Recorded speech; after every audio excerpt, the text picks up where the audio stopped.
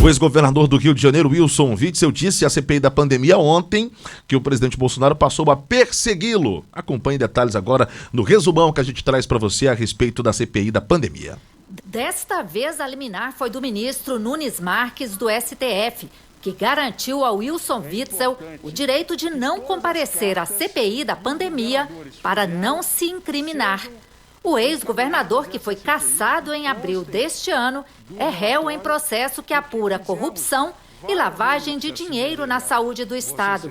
Mas, apesar da decisão liminar, ele compareceu à CPI e prometeu ficar calado apenas quando os advogados achassem necessário. O Wilson Witzel negou ter cometido irregularidades e disse ser alvo de perseguição política. A maior máfia do Rio de Janeiro é da saúde. E eu entrei com o objetivo de coibir os desvios na saúde e regularizar a situação das OS, com OS sérias ou então com a Fundação Estadual de Saúde. Incrivelmente, a OS Unir, ela foi uma OS que foi descredenciada pelo, infelizmente, ex-secretário, que foi surpreendido com 18 milhões de reais em espécie.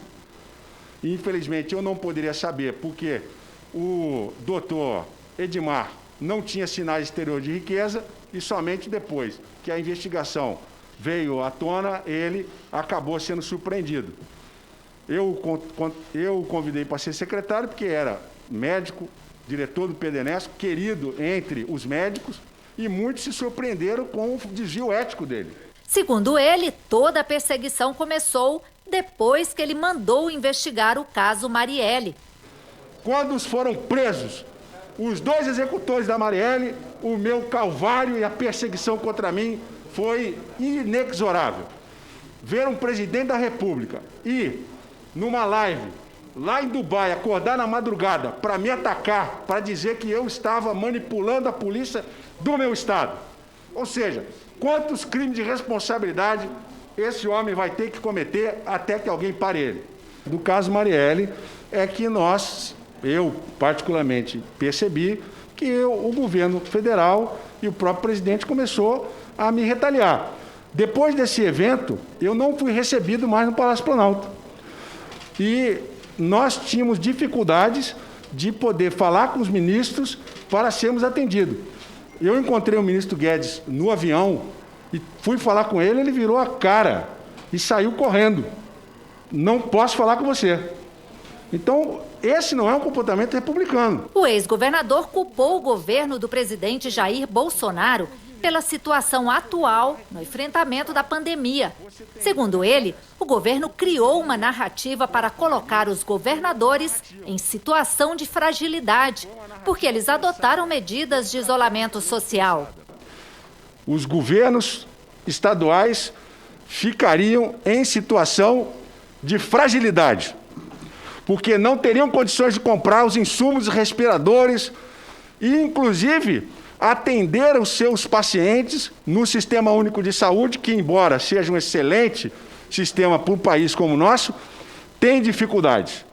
Então, o que ficou claro é que a narrativa construída pelo governo federal foi para colocar os governadores numa situação de fragilidade, porque os governadores tomaram as medidas necessárias de isolamento social. Isso tem repercussões econômicas. Como é que você tem um país em que o presidente da República não dialoga com o governador de estado e o presidente deixou os governadores à mercê da desgraça que viria? O único responsável por os 450 mil mortes que estão aí tem nome, endereço e tem que ser responsabilizado aqui no Tribunal Penal Internacional pelos fatos que praticou. Witzel disse que teve dificuldades de fazer o controle social da pandemia e que houve sabotagem aos hospitais de campanha. Houve uma sabotagem dos hospitais de campanha por alguns deputados estaduais. Um deputado, de forma alucinada, ele foi dizer na imprensa que tinha gasto nos hospitais de campanha de 25 milhões com jardinagem. Mentira, porque a planilha dizia que o gasto era para limpeza de leito de CTI. Quando nós fomos inaugurar o hospital de campanha de São Gonçalo, um deputado do PSL, não vale nem a pena nominar o nome desse infeliz, ele invadiu o hospital de campanha de São Gonçalo. Ele entrou no hospital de campanha, sujou o hospital de campanha, o hospital estava pronto para ser inaugurado e nós tivemos que fazer uma nova limpeza do hospital de campanha. Infelizmente... Um dos advogados do ex-governador levantou uma questão de ordem para a retirada de deputados federais que estavam na comissão. Aí começou o bate-boca. Eu queria, como relator, fazer um pedido a Vossa Excelência. Primeiro, eu quero saber do governador se Vossa Senhoria se sente inibido em função da presença desses senhores aqui. Nossa, quanto carinho, diferença, hein, senador, relator? Eu não estou dando a palavra a Vossa parabéns. Excelência. Trate assim todo mundo. Eu não estou dando a palavra a Vossa Excelência. Não me interrompa, por favor. Não trate assim todo mundo. Não me interrompa. Eu não faço aqui a menor questão de que o senador Flávio Bolsonaro esteja ou não presente, muito menos... Não, se for reservado, eu vou estar presente também, Bruno.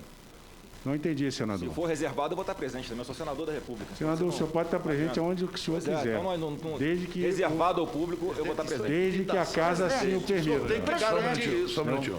Isso é uma intimidação. Está tendo um claro ato aqui de intimidação ao depoente. Intimidação. Vou pedir, peraí, só um minutinho. Intimidação, Só um esse foi meu minutinho. nome. Eu conheço ele desde garoto. A minha questão aqui não é pessoal. Minha questão é institucional em defesa da democracia. Que lindo discurso. Se o senhor fosse um pouquinho mais educado e menos mimado, o senhor teria respeito pelo que eu estou falando. Ninguém é criança aqui. Por favor. O ex-governador disse que algumas perguntas ele poderia responder em uma sessão sigilosa, como foi sugerido pelo vice-presidente da comissão. Eu aceito, sim, o pedido de uma reunião reservada com os membros da CPI, porque são eles que estão legalmente, constitucionalmente, aí, senador Omar, me perdoe, mas não pode participar de uma reunião sob segredo de justiça quem não é membro da CPI e quem não pode votar como juiz que a Constituição assim outorga. Então, nesta reunião, eu faço questão de apresentar elementos para iniciar uma investigação contra pessoas que estão desvirtuando a atuação funcional e nós vamos descobrir quem está patrocinando investigação contra governador, quem está patrocinando essa narrativa criminosa que o resultado é um só. 490 mil mortes no nosso país. E aí ele saiu da CPI da pandemia, abandonou a CPI da pandemia depois desse resumão que você acompanhou com a gente aqui na Ceará News, não é?